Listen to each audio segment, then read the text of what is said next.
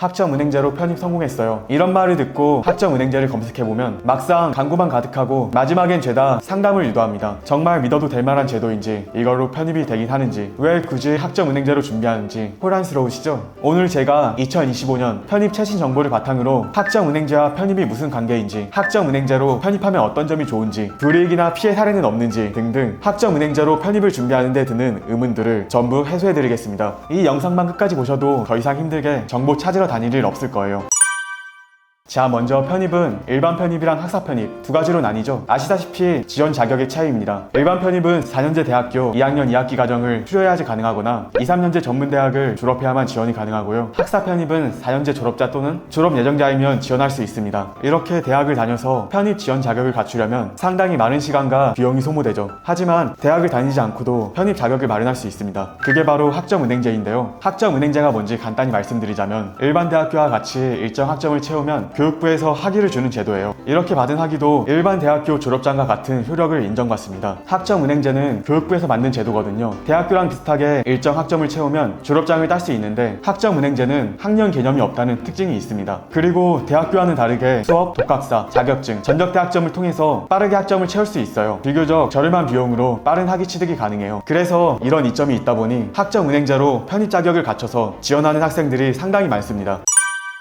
자, 그럼 학점은행제로 편입을 준비하면 어떤 이득들이 있을지 세 가지로 정리해서 알려드리겠습니다. 첫 번째, 정말 많은 시간을 확보할 수 있습니다. 여기서 말하는 시간은 두 가지예요. 공부 시간, 그리고 지원 자격을 갖추는 시간입니다. 먼저 공부 시간부터 설명드릴게요. 대학 수업은 거의 다 오프라인 대면으로 진행되죠. 하지만 학점은행제 수업은 100% 온라인으로 진행할 수 있습니다. 편입을 한다면 공부 시간 확보가 굉장히 중요해요. 일반적으로 인서울 편입 준비생들은 본격적인 편입 공부 시즌이 되면 하루에 최소 10시간 이상은 공부에 투자합니다. 근데 이 정도 시간을 대학 다니면서 투자하는 건 현실적으로 어렵죠. 하지만 학점은행제는 전부 온라인으로 진행되기 때문에 훨씬 많은 공부 시간을 확보할 수 있죠. 온라인 녹화 강의로 수업을 진행하기 때문에 내가 원하는 시간에 맞춰서 수업을 들을 수가 있어요. 근데 아무래도 녹화 강의이다 보니 실제로 수업을 하나하나 듣고 공부하시는 분들은 그렇게 많지는 않더라고요. 진행이 수월하고 과제 수료 난이도가 낮은 교육원만 잘 고르면 시간을 많이 투자할 부분이 거의 없습니다. 자, 그리고 또 한 가지, 편입 자격을 갖추는 시간을 훨씬 단축시켜줍니다. 학점은행제는 학년제가 아닌 학점제라서 학점만 빠르게 채운다면 단기간에 학위 취득이 가능하죠. 고등학교 졸업자도 최단 기간으로 진행하면 2년제 학위를 8개월에서 1년 내에, 4년제 학위를 1년 2개월에서 1년 반 내에 취득할 수도 있습니다. 만약 대학을 다니셨던 이력이 있다면 시간을 더욱더 단축할 수 있어요. 이렇다 보니 고등학교를 막 졸업한 갓 20살 학생들도 바로 편입을 지원할 수가 있는 거죠. 1년의 시간을 아낄 수가 있는 겁니다. 두 번째, 성적 세탁입니다. 편입은 대학마다 평가 방식이 전부 다르죠. 직어국이나 지방사립대, 전문대 학교들은 높은 성적대를 요구하는 곳들이 많습니다. 특히 직어국은 4점대 이상의 성적을 받아야 경쟁력이 있는데요. 대학교 다녀보신 분들은 아실 텐데 대학교에서 성적 4점대 이상 받는 게 쉽지 않습니다. 근데 학점은행제에서 4점대 이상 성적대를 만드는 건 어렵지 않아요. 장담하는데 대학교보다 몇 배는 더 쉽습니다. 둘 다 마찬가지로 상대평가인데 왜 쉬운 걸까요? 그건 학점은행제는 경쟁자들의 공부 실력이 천차만별이며 저마다의 목적이 전부 제각각이기 때문입니다. 대학은 내 공부 실력과 경쟁자들 공부 실력이 그렇게 차이가 나지 않습니다. 그래서 높은 성적을 받는 데 있어 경쟁이 되게 치열하죠. 다수의 학생들이 높은 성적을 받길 희망하며, 그리고 과제나 시험의 난이도도 높습니다. 하지만 학점은행제는 입시가 아예 없어서 남녀노소 전부 이용이 가능하고 목적도 저마다 제각각입니다. 성적을 잘 받는 게 목적인 분들도 있는 반면 성적이 전혀 중요하지 않는 분들도 많아요. 사회복지사 같은 자격증을 따기 위해서 연세가 지긋하신 분들이나 단순 학위만 취득해서 학력을 개선하고자 하는 분들, 이런 분들은 성적을 전혀 신경 쓰지 않아요. 이런 분들과 경쟁을 하기 때문에 대학보다 훨씬 성적을 잘 받기가 쉽습니다. 그 외에도 대학보다 과제 난이도도 낮고 분량도 훨씬 적은 편이죠. 시험 또한 집에서 편하게 온라인으로 보고요. 이런 이유들 때문에 똑같은 상대평가임에도 학점은행제가 대학보다 몇 배는 성적 잘 받기가 쉽습니다. 세 번째, 비용이 저렴합니다.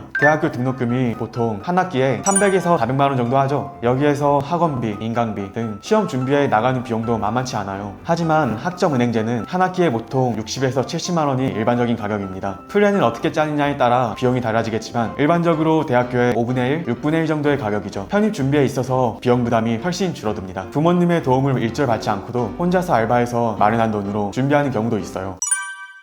자, 근데 학점은행제로 편입을 준비하는 데 있어 항상 물어보는 단골 질문들이 있습니다. 학점은행제 출신은 편입 지원 시에 불이익이 있지 않나요? 전혀 없습니다. 일단 합격 사례들이 증명하고 있어요. 학점은행제로 못 들어가는 학교들은 사실상 서울대, 포항공대, 카이스트, 의대 정도입니다. 그 외 연구대부터는 문제없이 다 들어갈 수 있으며 불이익도 따로 없습니다. 최근에는 수의대도 학점은행제로 준비하는 분들도 많이 생겼어요. 그리고 학점은행제로 편입을 성공해도 대학 졸업 후에 학점은행제 출신이라는 점이 불이익을 받지 않을까 걱정하는 분들도 종종 있는데요. 전혀 걱정하실 필요 없습니다. 명문대로 편입하고 졸업하면 그 학교 졸업장이 나의 최종 학력이 되는 거예요. 그 전에 학점은행제로 편입을 했다는 건 전혀 중요하지도 않고 아무도 신경 쓰지 않아요. 불필요한 걱정은 하지 마시고 합격에 집중하시기 바랍니다. 교육원별로 비용이 천차만별이던데 어디서 진행하는 게 좋을까요? 개개인의 상황에 맞게 선택하시면 돼요. 교육원 비용은 플래너가 있는 교육원이냐 없는 교육원이냐에 따라 나뉘거든요. 학점은행제를 이미 해봐서 규정을 제대로 숙지하고 있고 과제나 토론, 시험도 혼자서 충분히 할 수 있다면 플래너가 없는 교육원에서 혼자서 진행하셔도 되고요. 편입 공부 시간을 최대한 확보해야 하는 상황이다. 성적 세탁을 반드시 성공해야 하는 상황이다. 이것저것 신경 쓰지 않고 공부에만 올인하고 싶다. 이런 분들은 플래너가 있는 교육원에서 플래너의 도움을 받으며 진행하는 게 좋습니다. 본인 상황에서 플래너가 필요할지 혹은 어떤 교육원에서 진행하는 게 가장 편할지 궁금하신 분들은 문의 주시면 상황 듣고 자세히 알려드리겠습니다. 학점은행제 피해 사례, 사기 사례가 많던데 어떻게 조심해야 할까요? 대부분의 학점은행제 피해 사례들은 플래너를 잘못 골라서 일어납니다. 왜냐하면 플래너마다 전문성과 진정성의 차이가 크거든요. 특히 대행업체 소속 플래너들은 만난다면 손해를 볼 가능성이 높습니다. 정식 인가 교육원 소속이 아니기 때문에 잠수를 타거나 추가 결제를 유도해도 불이익을 받는 시스템이 전혀 없거든요. 따라서 상담을 최소 3명 이상 받아보신 후에 결정하시는 걸 권장드립니다. 부동산에 집 보러 가는 것과 똑같다고 생각하면 돼요. 마찬가지입니다. 집을 많이 보면 볼수록 좋은 집을 고를 확률이 높아지는 거잖아요. 그리고 종종 플래너를 가신해서 모든 걸 맡기고 정작 학생 본인은 신경을 안 쓰는 경우도 있는데요. 결국 과정을 진행하는 건 플래너가 아닌 학생 본인이기 때문에 반드시 플래너와 함께 진행 과정을 체크하고 과정이 어떻게 진행되고 있는지 이해하고 계셔야 합니다. 플래너도 결국 사람이다. 이런 생각을 항상 하면서 과정을 진행해야 사고 없이 무사히 편입 지원할 수 있습니다. 편입에 대해 궁금하신 점 있는 분들은 고정 댓글에 있는 링크로 문의 주시면 자세하게 상담 도와드리겠습니다.